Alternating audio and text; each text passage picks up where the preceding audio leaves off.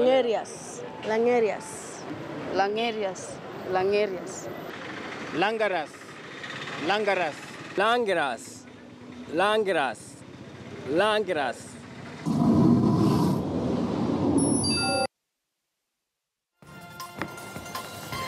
All right, so that is a word on the street there. I'm not sure even if I can pronounce that word. Let me bring in Willis, the word master. Willis, good evening. I'm seeing you're rocking it in red tonight. What's the occasion, Willis? But when it's red, you always know what it means. And from Nairobi, I can also see things are already hot, but maybe the segment is going to make it even hotter. We may need somebody to cool it down. But Betty, the word here is not, it's a rare word in common communication or ordinary communication, but it's a word that is pronounced as langaras. Langaras. In fact, it's from the word langa, that is the, langa. We have langaras. But it's from the word langa. That is the pleasant state of feeling lazy and without energy. All right. The pleasant state of feeling lazy and without energy, Betty. So it's langaras. The other versions are near the word but not close to that word. All right, Willis. Well, I've learned a new word tonight. Near the word but not close, and you can guess what I mean by that. All right. Willis. All right. Langaras it is, Willis. I got that one. All right, Willis. Moving on to this other word. I'll spell it out. M-A-T-R-O-N. Do we say matron or matron? Which is which? Betty, what we see in terms of the spelling is matron. But that letter A takes what we call the open or low front vowel sound a. It doesn't take that Betty, right. You'll forgive me for that. You say A. It takes that glide, the vowel glide A. But many people think it takes the sound which is not the case. It's A. Matron, and we also say patron. So matron and patron, we should avoid those pronunciations and say matron and patron. All right, got it, Willis. Yes. I've been pronouncing it the wrong way, so I'm happy that I've learned the correct one tonight. Willis, moving on to this other word. It happens, Betty, it happens. It happens, for sure. Okay, so now this other one, Willis, P-A-L-A-T-I-A-L. Oh, you say palatial. All right, not palatial. That is very large. When we are talking about a room or a building, it's you say palatial. That is an adjective which means or means very large and impressive, like a palace. Right. Palatial. Palatial. I would say palatial, but I'm happy tonight that I know now. Many people will say that. Yeah. Palatial, it is, Willis. Okay, moving on to this other word. I'll spell it out. B-O-O-M. E-R-A-N-G. Do we say boomerang or boomerang? Which is which, Willis? Boomerang. You just say boomerang. That is boomerang. When we talk about, yes, to boomerang. Like when we say to have a boomerang effect. Right. Boomerang, that which is harmful to the person who is responsible for something. Boomerang. Boomerang. Boomerang it is, Willis. Yes. Okay, so now this other word. I won't even pronounce it because I'm not sure. C-H-I-A-S-M-U-S. Is it chiasmus? Oh, Betty, you don't say chiasmus. That's CH, which we call a digraph. And a digraph is a combination of two letters representing one sound, Betty. You say chiasmus. Oh. Chiasmus. That is also a rare word, Betty, because it's that technique which is used in writing or in speeches in which words or ideas are repeated in reverse order. So you say chiasmus, not chiasmus. Chiasmus. I was so wrong on that one, Willis. I'm so ashamed. So it's chiasmus. I was off the radar completely, but... You should not be ashamed, Betty. You know, there is something good about accepting that you don't know something. It doesn't make you inferior at all. Okay. Saying, I don't know this, you've always said when you don't know how to pronounce a word, but your English remains up there. And that one, there is no doubt about it, Betty. Nobody can know everything in a language. You know, a language like English has a very wide vocabulary, and some of the words are also rare. Like, this is a technique, so you may not find many people knowing how to pronounce it. But for those who may be keen, you say chiasmus. Chiasmus, Willis. Thank you for that. And you're very good for my self-esteem, saying that my English is up there. Thank you for that. Willis, let's move on. Let's move on. You're welcome, Betty. Yeah, thank you. So we have this other word, S-K-I-I-N-G. I know this word, is it skiing? Or in sport, you say skiing. That is skiing. Skiing. That is the pronunciation. Nothing more, nothing less. All right. Skiing. Skiing. But Betty, now that we're talking about sport, I think we should also share with people that skiing is what we see, and we say it just like that. But there is this word, stadium. Stadium. Yes. You pronounce it so nicely, and you always do it very well. But Betty, you can agree with me that many people find themselves saying stadium because of what they see. Some even say stadium, which are inaccurate pronunciations of that word. That word is simply stadium. Not stadium. Not stadium, not stadium.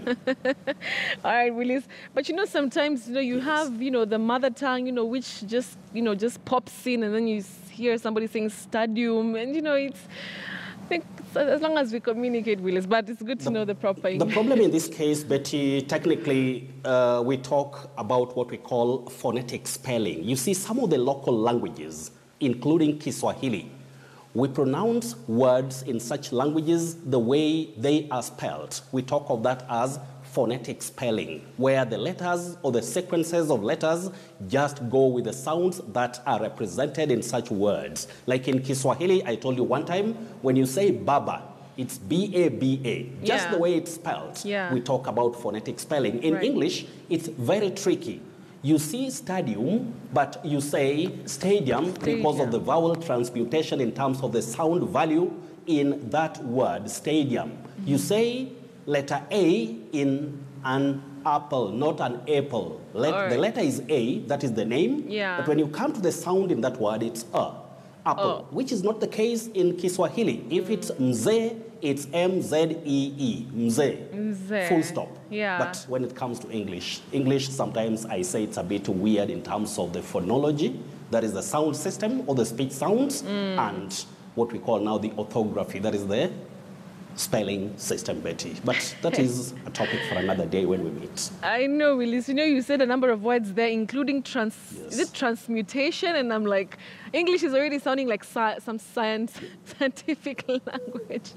Now it's like English Betty, and you see, when you study something like, when you study English very, very deeply, you realize it's, a kind of science, because like when we talk about phonetics, that is the speech sounds and the way they are produced, you realize that there is a lot that is involved. But don't be scared by the terminologies which are involved when we talk about the scientific aspects of, whatever we study as a subject and all that, Betty. All right, Willis, let English be English. All right, moving on to this other word. Let English be English. Yeah, I'll spell it out, Willis, for you. A-T-T or A-T-T-E N-U-A-T-E. Attenuate, is that correct? Yes, that is a verb, Betty. That is to make something weaker or less effective. You say attenuate. You have the stress on te. Attenuate. Attenuate. To attenuate. Like you can say, the newly invented drug attenuates the effects of the virus. The newly invented drug attenuates the effects of the virus. So to make something less effective or weaker. But Willis, wait. So is it attenuate? Nuate or nuate? Which is it? Is it like nuate or nuate? It's like you talk of the word nyanya. You have the sound n, like tenya. All right. Attenuate. Attenuate. Got it. I was a bit. You get it now? Completely, 100%. Willis, let's move on to this other word. Great. Yeah. P-A-S-S-E-N-G-E-R, a word I know as passenger. Is that correct? Or you'll shock us tonight? Passenger. You know it as passenger, and that is what it is, Betty. Okay. Do you agree with me that many people also say passenger?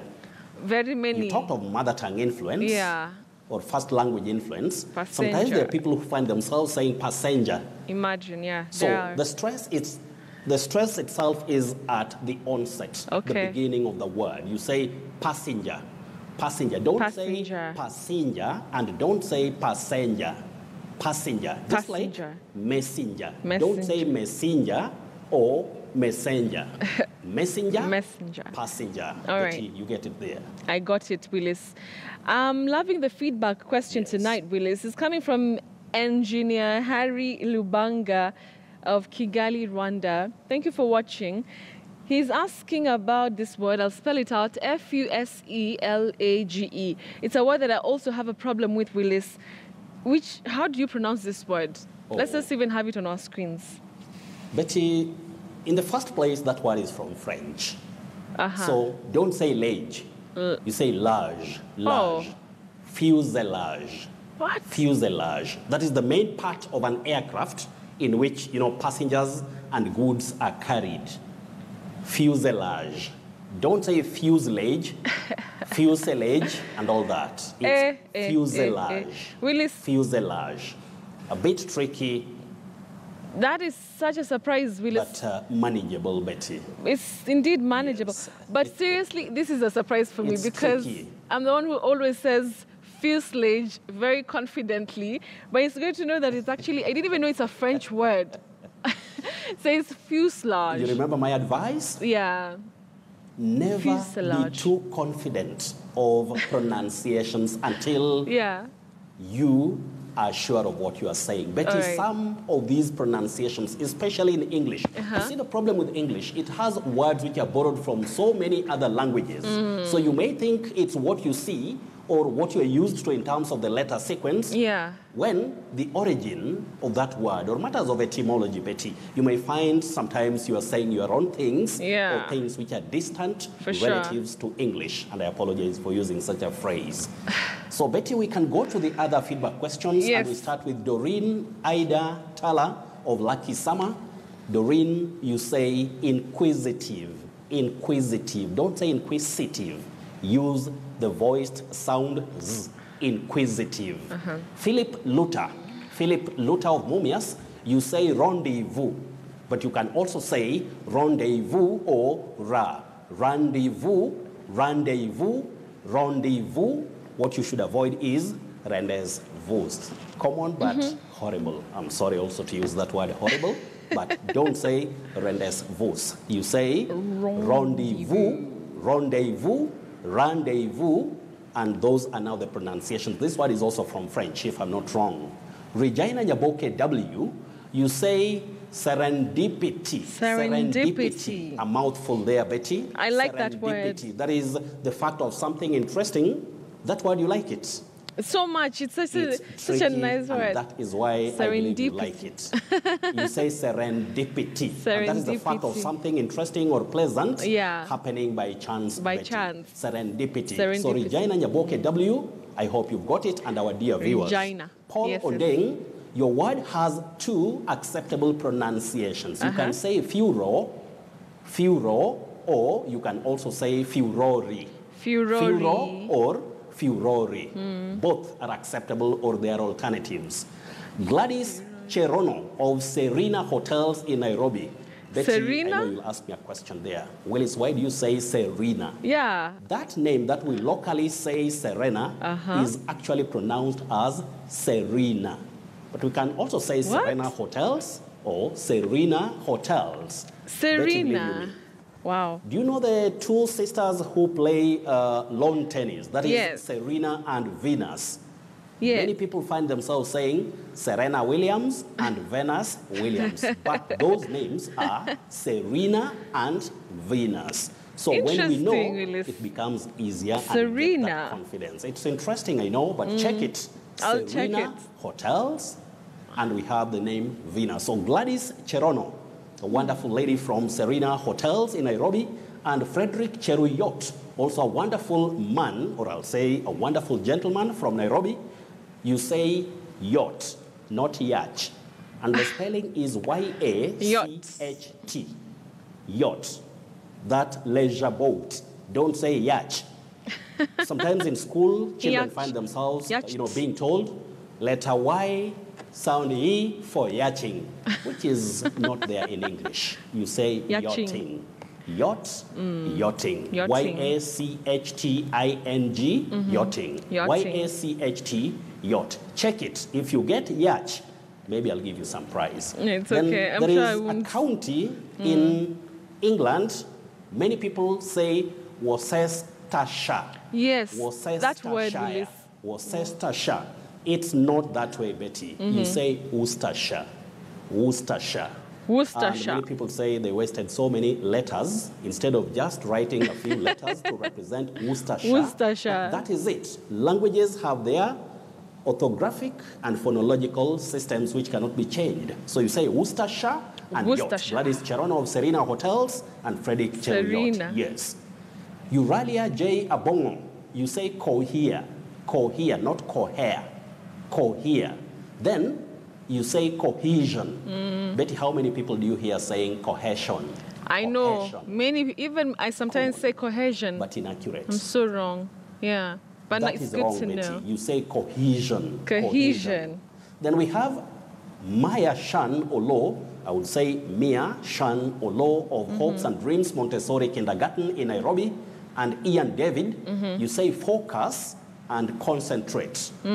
Focus and concentrate. So Maya Shan Olo or Mia Shan Olo of Hopes and Dreams Montessori Kindergarten in Nairobi. And Ian David. That is the way to go. Don't say focus. Say focus and concentrate. Focus. Then we have Jacob of Ojola Kisumu.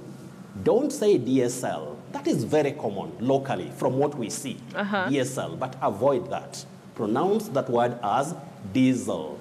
Diesel. DSL. John Maina of Amboseli. Turmeric. Turmeric. Don't say turmeric, turmeric, turmeric. All right. That is for John Maina of Amboseli. Nelly Atieno of Migori. This one may also catch many people, Betty. But it's nobody's mistake because, Yeah. as I always say, I wish we had an education system that lays enough emphasis on pronunciation, just like grammar and vocabulary. Sure, and then Willis. we would have serious teaching with accurate information the whole, the world over. Then many people would not be disturbed so much, Betty, with issues to do with pronunciation. of English words. Pronunciations, yeah. Betty, how many people do you hear saying jeopardy? Many people say jeopardy. Many, many, many people.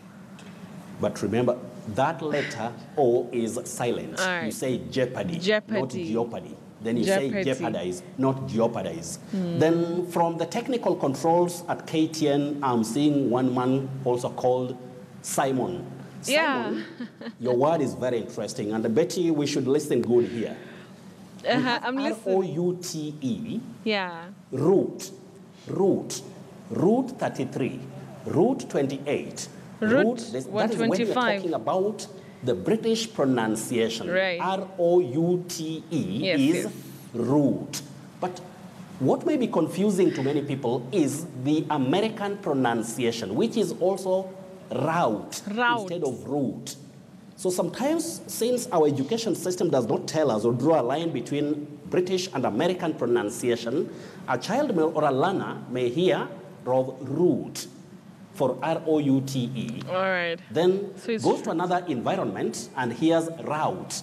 Then the child would be lost, or the learner would be lost. Now, which is which? So I want to be very categorical on this. Please. R-O-U-T-E is route. Route. In British pronunciation. Right. But when you hear of route, that is American pronunciation. So Simon, thank you so much for bringing that word. He's here in for studio. tonight. He's giving you a And thumbs we have up. Chacha Nyaigoti Bichanga. Yes, he's giving me a thumbs up and tell him he deserves a pat on the back. So we also have Chacha Nyaigoti Bichanga of Garissa University. All right, And Willis. all the students of Garissa, if you believe Betty is doing the right thing the way you believe, keep it up, because Betty is tough on air. And when she decides to do her things her own way and the way of the professional approach to news. Now, Chacha Bichanga Nyaigoti Thank you. of Garissa University. His words are very tricky, Betty. Tell me about it. That word, L-O-U-G-H, when it refers to a lake, you say lock. or locks. It's very tricky. Lock or locks when it refers to a lake. That is L-O-U-G-H. But when you use it as a surname, somebody's surname, you'll say laugh. Laugh. Just like to laugh. Okay. Then W-H-E-W, you say you or who. Who, a very tricky word. That is W-H-E-W. You or who. Who. Then you also say larynx. Betty, our time is not very much with us. Yeah. I want to go straight to the surprise word for tonight. Right, Willis. We have this word, Betty. Many people say wreath. Wreath. To lay the wreath. We don't lay a wreath. You lay the wreath. It's wreath. The pronunciation is wreath. And at this point, Betty, I'm almost laughing because I can see more palms from our side. That is from the cameraman, the veteran cameraman, Nicholas Mburu, and Kerry, the Radio Maisha reporter. They're giving me thumbs, and I think that is from what Garissa students said about Friday briefing. So, Betty, keep it up. Thank you very much. That is doing what you know best. Thank you. So, Betty, we say wreath, and wreath, here yes. I have wreath. Then the verb is wreath. This one means to wrap something, to wreath something in something. Don't say wreath now. The upper one, wreath. The second one, wreath. Then the final word, that is the lower word, you say ride. Ride. That is to ride in pain. Yes, ride in pain. We have that diphthong, that is the dual vowel glide I. Ride. Ride in pain. Then, Betty, tonight we have what many people call brawn. Many people call brawn, and they are right on that. Those who say brown for this word, you are wrong, because brown is the lower one. This one is brawn. You are wrong. Brain versus brawn. If you say brawn, you are right. But if you say brown, you are wrong. So brawn, if you can see the phonetic transcription, this is the long sound O, brawn. Then this one is brown. It has the glide, brown. And similarly, Betty and our dear viewers, you say drawn from the word draw, drawn. You don't say drown. But drown is for the lower word. That is to drown in a lake, in a river, and all that. All right. As you said, Betty, and as our viewers and fans always say, let English be English. Let English be Nobody English for can be sure. perfect, Betty. Well, Willis, and no wonder you wore red today, because you knew that it's going to be fire. Right from the first word, Willis. And when I'm in red, sometimes I decide to live up to that very color itself. But you also had a very wonderful session. Thank you. Especially with Babu Owino. Thank you. Indeed, it was a fantastic. When I listen to brainy people in an interview, I feel very good, Betty. Interesting. Willis, thank you so much. Remember that you can and Willis, thank you very much for that, lesson about fuselage, because I have been saying that word so wrongly, and I'm happy that, this weekend I can use it, to shock a few people here and there. Willis. Don't shock, communicate. Use words to communicate, Betty. So, I promise I won't shock people. I'll communicate in a shocking way. But thank you very much, Willis, the wordmaster.